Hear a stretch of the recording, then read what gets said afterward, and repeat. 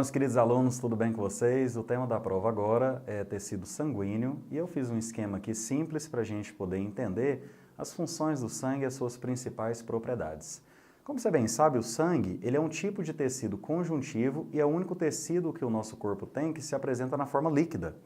Justamente porque, basicamente, o sangue ele é formado pelo plasma sanguíneo, que é justamente a parte líquida do sangue, mais os elementos figurados, que seria a parte sólida que, através do plasma, que atua como um veículo, todos esses elementos figurados eles conseguem circular por todo o nosso corpo através do sistema circulatório. Você lembra muito bem, cara, que o sistema circulatório ele vai ser formado pelo coração, que é uma bomba propulsora, no nosso caso formado por 2 átrios e 2 ventrículos, totalizando 4 cavidades cardíacas, veias e artérias, que vão conduzir esse fluido por todo o nosso organismo. Eu montei um esquema aqui para a gente poder entender de forma bem simples, quais são as importâncias do tecido sanguíneo. Por exemplo, o sangue ou tecido sanguíneo, um único tecido líquido do nosso corpo, ele é basicamente formado pelo plasma e o plasma ele tem na sua composição água, sais e proteínas diversas. Algumas proteínas que são maiores, como por exemplo as plaquetas relacionadas com a coagulação sanguínea, fazem parte dos elementos figurados juntamente com as células sanguíneas. E basicamente, cara, eu posso falar que enquanto o plasma é água, sais e algumas proteínas, os elementos figurados são formados basicamente por hemácias, também denominadas de eritrócitos, que seria uma outra nomenclatura, até coloquei aqui para vocês verem, ou simplesmente posso falar em glóbulos vermelhos também, juntamente com os glóbulos brancos ou leucócitos, que já são responsáveis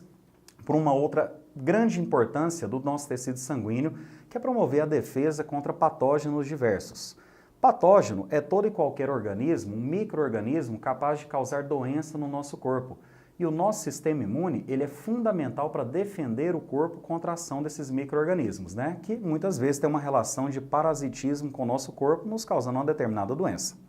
Então, basicamente, eu posso relacionar para o sangue a função de transporte tanto de nutrientes da digestão, visto que o sistema digestório, por exemplo, a nível do intestino delgado, termina de quebrar os nutrientes da digestão, finalizando, portanto, esse processo através da ação enzimática e no próprio intestino delgado, através das microvilosidades intestinais, ocorrerá a absorção dos nutrientes que irão para a corrente sanguínea. E através do sangue, esses nutrientes que estarão dissolvidos nesse tecido, principalmente, claro, no plasma sanguíneo, chegarão até todas as células do nosso corpo. Além de nutrientes, o nosso sangue também consegue transportar gases respiratórios, só que o transporte desses gases ele é um pouquinho diferente, porque são as hemácias, os glóbulos vermelhos ou eritrócitos, que eu representei aqui do lado, que são os grandes responsáveis pelo transporte de gases respiratórios, principalmente o oxigênio. Visto que o CO2, pelo fato de ser extremamente solúvel em água, ele também pode circular via plasma sanguíneo. Agora note que a hemácia, ela tem uma grande molécula dentro dela, que é uma proteína denominada de hemoglobina. Não confunda isso, a hemácia é uma célula anucleada, é uma das únicas células anucleadas do nosso corpo que perdeu o seu núcleo justamente para poder comportar dentro dela a molécula de hemoglobina e, por sua vez, transportar uma grande quantidade de oxigênio pelo nosso organismo. Cada íon ferro, em cada extremidade dessa da hemoglobina, consegue transportar uma molécula de oxigênio. E esse oxigênio, como você aprendeu lá na respiração celular, ele tem que chegar até as células para que as mesmas consigam produzir a energia sob a forma de ATP, promovendo a quebra completa, a combustão da molécula de glicose, que ocorre, claro, com a participação das mitocôndrias. Interessante é que o nosso sangue ele tem a cor avermelhada, por isso nós chamamos de glóbulo vermelho a hemácia ou eritrócito, cito significa célula, eritro vermelho, porque é justamente o ferro que dá essa coloração ao nosso sangue. Inclusive, alguns outros animais, ao invés de ferro, eles apresentam cobre como pigmento, e isso faz mudar a tonalidade do seu tecido sanguíneo.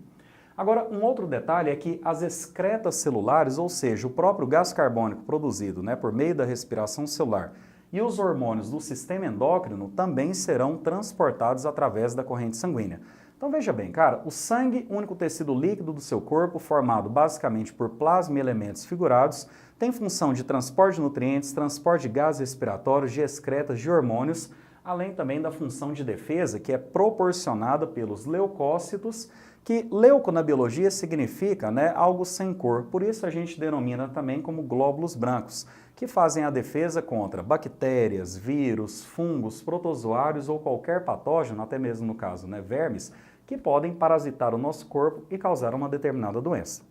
Até mais, bons estudos!